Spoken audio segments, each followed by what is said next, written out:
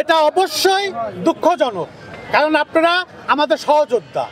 আমরা মনে করি মিডিয়া আপনারা আমাদের সহযোদ্ধা। এখানে একটা ভুল বোঝাবুঝি হয়েছে, অবশ্যই আমি অনুতপ্ত এবং আমি ক্ষমা চাচ্ছি। তো বলার অপেক্ষায় রাখে না। এবং সবচেয়ে বড় কথা হচ্ছে কি যে কারামুক্ত যে ফ্লিক্সটা, এটা সম্পূর্ণ দেশ নায়ক তারেক রহমান আমাদের ভারপ্রাপ্ত চেয়ারম্যান তাকে উৎসর্গ করছি। এই মামলার পরিচালনা যারা ব্যারিস্টার কায়সার কামাল সহ যারা পরিচালনা করেছে তাদেরকে ঈশ্বরের পক্ষ থেকে বিপ্লবী সালাম এবং শুভেচ্ছা জানাচ্ছি। এই অনুভূতি তারেক রহমানকে উৎসর্গ করে দিলাম, এটাই হচ্ছে অনুভূতি। কারণ আমরা বিরক্ত হয়েছি, তারেক রহমান এখনো বাংলাদেশে আসতে পারে নাই। এই কষ্ট আমাদের সবার, এই লালন করছি, এই ধারণ করছি, তাকে আমরা বাংলাদেশে যেদিন আনতে পারবো সেই দিনই মুক্ত হব। এটা তো আপনার সবাই মিডিয়া অবগত যে মামলাটা টোটালি একটা ভুয়া মামলা।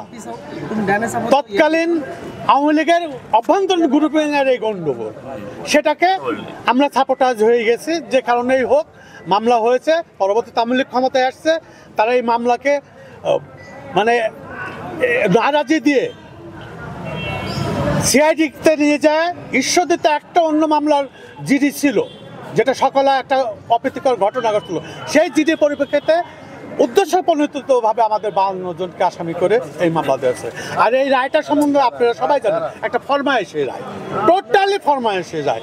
সেটা তো আপনারা হাইকোর্টের বিচারপতি রায়ে উল্লেখ করছে, এবং এটার কোনো সাক্ষী ভিত নাই, এখানে কোনো ইনজুরি নাই, এখানে কোনো সিজার লিস্টে কোনো উপাদান নাই, অথচ এখানে ফরমায়েশি শুধুমাত্র। কারণ আপনি একটা জিনিস জানেন, পাবনা জেলার ঈশ্বরদী থানাটা বিএনপির একটা সাংগঠনিক ভিত এবং ঘাঁটি, যে কারণে ঈশ্বরদীর বিগত যত এই স্বৈরাচার বিরোধী আন্দোলন হয়েছে আপনারা দেখতে পাইছেন যে ঈশ্বরদীতে সারা দেশের ন্যায় ঈশ্বরদীর ব্যাপক আন্দোলন হয়েছে। এবং এই নেতা কর্মীদেরকে উদ্দেশ্য প্রণোদিতভাবে এই সাজা দেওয়া হচ্ছে যেন আগামী দিনে পাবনা জেলায় এই মাফিয়া সরকারের বিরুদ্ধে যেন কেউ আন্দোলন খাড়া করতে না পারে। সেই প্রচেষ্টারই ফল ছিল এই আমাদের বিরুদ্ধে। যেটাই ঘটুক, এটা অবশ্যই দুঃখজনক, কারণ আপনারা আমাদের সহযোদ্ধা।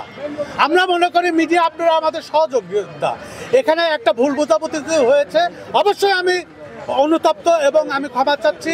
আমি অবশ্যই আমার সেই ভাই সাংবাদিক ভাইকে দেখতে যাবো আমরা সবাই।